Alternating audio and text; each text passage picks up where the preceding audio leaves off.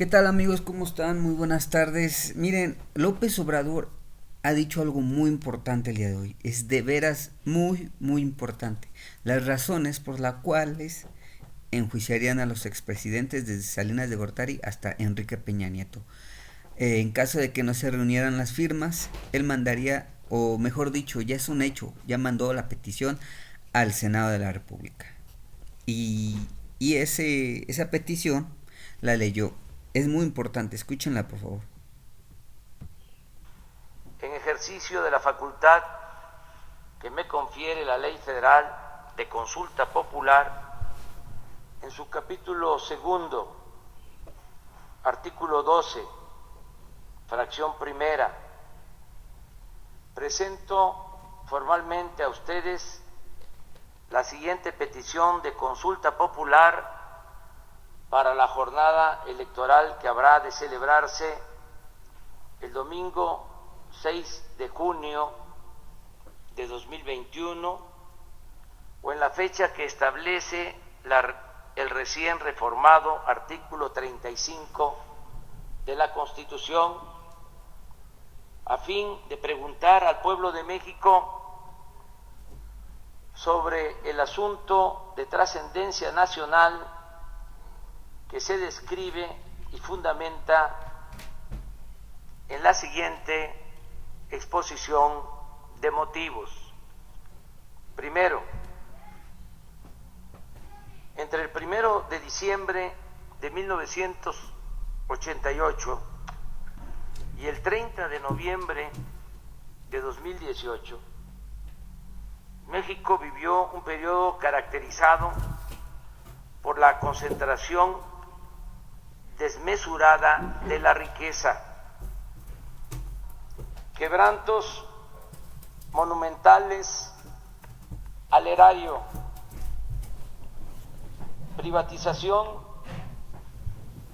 de los bienes públicos, corrupción generalizada, procesos electorales viciados y prácticas gubernamentales que desembocaron en un crecimiento descontrolado de la violencia, la inseguridad pública, la violación masiva de derechos humanos, la impunidad como norma y el quebrantamiento del Estado de Derecho en extensas zonas del territorio nacional. Esa etapa trágica de la vida del país se denomina periodo neoliberal o neoporfirista. Segundo, los males señalados en el párrafo anterior no ocurrieron de manera fortuita, sino que fueron consecuencia de la aplicación durante 5 sexenios de un modelo político y económico elitista, antidemocrático, antinacional y antipopular.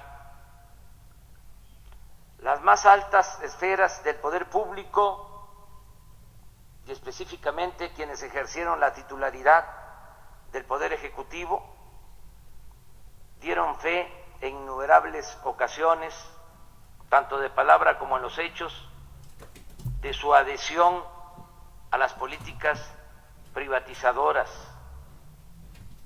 su determinación de privilegiar a los grandes poderes económicos y de su empecinamiento en estrategias de seguridad violentas, inhumanas y contraproducentes.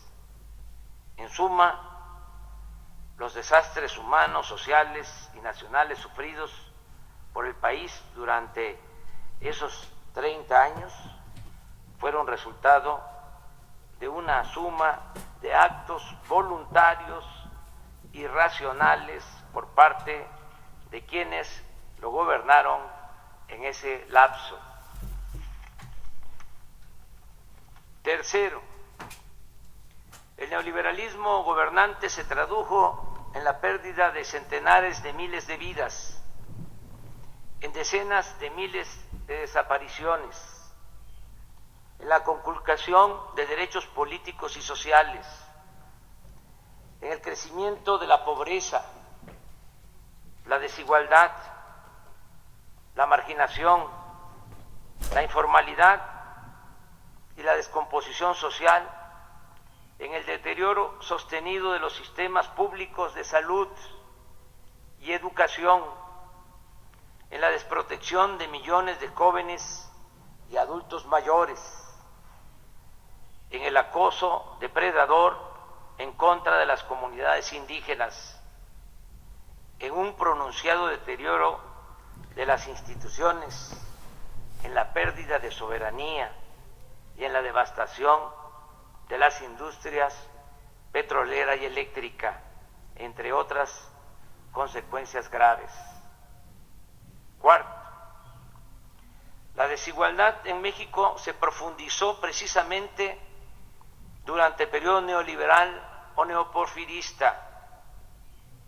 Según cifras del Banco Mundial y de la Organización para la Cooperación y el Desarrollo Económico, OCDE, fue en el sexenio de Carlos Salinas de Gortari cuando crecieron más en nuestro país las diferencias económicas y sociales entre ricos y pobres. Y no es casual que al mismo tiempo se entregó a particulares nacionales o extranjeros una cantidad sin precedentes de bienes públicos. Un dato: en julio de 1988, cuando Salinas fue impuesto mediante un fraude electoral, en la lista de la revista Forbes, en la cual figuran las personas más ricas del mundo, solo aparecía una familia mexicana, la de los Garza Sada, con $2,000 millones. Pero al finalizar aquel sexenio, ya estaban incorporados a ese listado otros 24 mexicanos que poseían en conjunto más de $44,000 millones. Casi todos ellos habían sido beneficiados con empresas, minas y bancos que antes eran propiedad de los mexicanos. Luego de estar colocado en 1988 en el lugar 26 entre los países del mundo con más multimillonarios, en 1994 México escaló al cuarto sitio, solo por debajo de Estados Unidos, Japón y Alemania. Quinto, el presidente Ernesto Zedillo continuó las políticas privatizadoras de su antecesor y las llevó hasta sus últimas consecuencias. Privatizó bienes nacionales como los ferrocarriles, pero además adjudicó al conjunto de los mexicanos deudas privadas por un monto de $552,000 millones en el marco del llamado rescate bancario de 1998. A la fecha, aunque el país ha pagado a los bancos $700,000 millones por bonos del FOAPROA, esa deuda pública asciende a cerca de 2 billones y no terminará de saldarse sino hasta el año 2070. Sexto, Vicente Fox Quesada llegó a Los Pinos como resultado del anhelo social de alcanzar la democracia y la alternancia. Sin embargo, cuando se acercaba el final de su gestión, intervino indebida e ilegalmente en el proceso electoral a fin de impedir el triunfo de la oposición. Tal intromisión no solo fue reconocida en el fallo con el que el Tribunal Electoral del Poder Judicial de la Federación legalizó el turbio proceso electoral de 2006, sino que el propio Fox, quien al año siguiente, en una entrevista con Telemundo, admitió, cito, que era importante detener a López Obrador, y en 2010 se jactó, cito, de haber cargado los dados del proceso electoral. De esa forma traicionó el mandato democrático al que se debía y los principios mismos de la democracia. Séptimo, desde el inicio de su sexenio, Felipe Calderón Hinojosa embarcó al país en una estrategia militar supuestamente orientada a combatir el narcotráfico, que exacerbó la violencia y multiplicó las zonas del territorio nacional bajo control de las bandas delictivas, pese a las innumerables y conocidas advertencias de que tal política habría de resultar contraproducente y terriblemente costosa para México. Lo más grave, colaboradores suyos y periodistas independientes le señalaron los indicios de que su secretario de Seguridad Pública, Genaro García Luna, era cómplice de una de las facciones del narcotráfico, pero el gobernante no hizo absolutamente nada. A la luz de la detención y el enjuiciamiento de García Luna en Estados Unidos, la actitud de Calderón solo puede explicarse como fruto de una extremada irresponsabilidad o de complicidad activa o pasiva con la delincuencia organizada.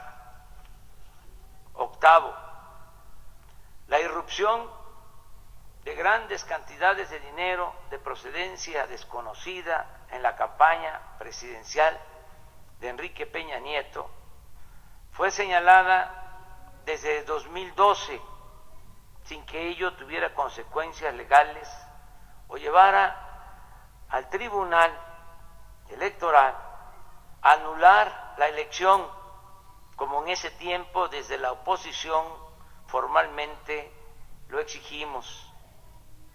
Sin embargo, declaraciones recientes de Emilio Lozoya Austin, director general de Pemex durante el sexenio de Peña Nieto, han permitido documentar que parte de ese dinero provino de sobornos anticipados de la empresa Odebrecht. Por otra parte, los señalamientos de Lozoya apuntan a la presunta complicidad de Peña Nieto en las cuantiosas sumas de dinero que se entregaron a legisladores del PAN para obtener los votos y la aprobación de la llamada reforma energética, así como en la compra fraudulenta de la planta de fertilizantes agronitrogenados, operación que causó al erario un quebranto superior a $200 millones. Noveno, los hechos referidos en los párrafos anteriores, más muchas otras calamidades no relatadas en aras de la brevedad, generaron una creciente e inocultable indignación que desembocó en múltiples exigencias de justicia en sectores ampliamente mayoritarios de la sociedad mexicana. Tales exigencias se toparon con una diversidad de mecanismos de encubrimiento e impunidad, con la adulteración de disposiciones legales, con las componendas de los partidos subordinados al régimen, con el silencio cómplice de la mayoría de los medios de información nacionales y extranjeros, con acuerdos tácitos de protección entre los presidentes salientes y los entrantes, y con aparatos de procuración de justicia puestos al servicio de los propios gobernantes. Décimo, desde el primer día de mi gobierno se han incrementado las peticiones populares de esclarecimiento y justicia para las acciones presuntamente delictivas que posiblemente cometieron los expresidentes Carlos Salinas de Gortari, Ernesto Zedillo Ponce de León, Vicente Fox Quesada, Felipe Calderón Hinojosa y Enrique Peña Nieto en el ejercicio del cargo. No obstante, el masivo clamor de justicia se enfrenta a zonas grises del marco legal, como las limitaciones que establece el artículo 108 constitucional, en curso de modificación para actuar penalmente en contra de un presidente en funciones, o como la consideración de delitos imprescriptibles que los mencionados habrían cometido o habían podido cometer en el ejercicio de la presidencia. Bueno, pues el video sigue, todo realmente está muy importante, pero esto creo que es lo más destacado que debemos de saber. Y pues bueno, creo que miles y millones de mexicanos estamos de acuerdo y ansiosos de que estos expresidentes se vayan a juicio, y por qué no, que paguen todos sus delitos. Bueno, pues esto es por el momento todo. Nos escuchamos en el siguiente video. Muchas gracias.